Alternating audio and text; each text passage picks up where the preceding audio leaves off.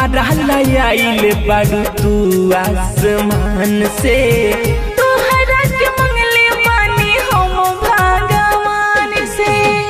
बारू बिजोड़ तू तो सूरज या चांद से, रूपवा तुहार मन मोहेल हो।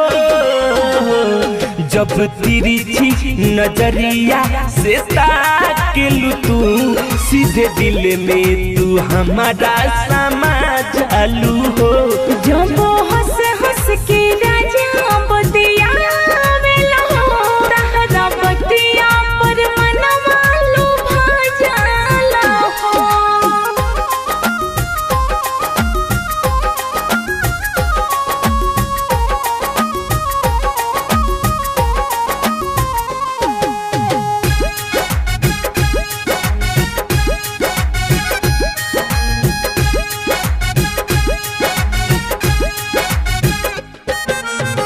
देखिए के सूरत हम बानी हैरान हो, ए जान बहिए में करती बिहान हो।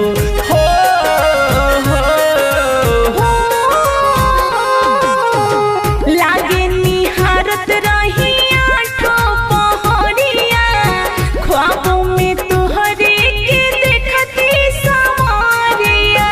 केसिया लगे जैसे कहानी पकड़िया, बिंदिया तलीला पसो भेला हो।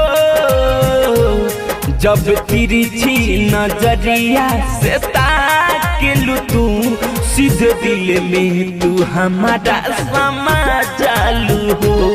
जब हंस हंस के राजा बतिया वेला हो, तहरा बतिया पर मनवा लुभा जाला हो।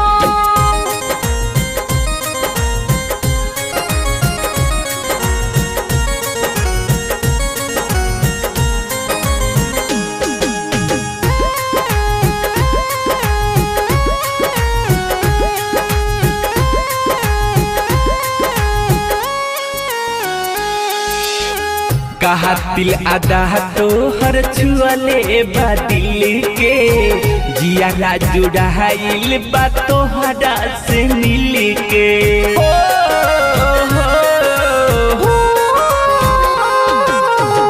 रीमा हो मंगले बाड़ी तोहरा के जोन के, मिलेला सुकून आसुक बोले हर सोन के।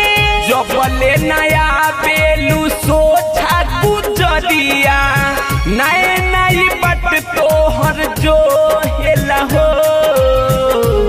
जब तिरछी नजरिया से ताकलू तू, सीधे दिल में तू हमारा समा जालू हो।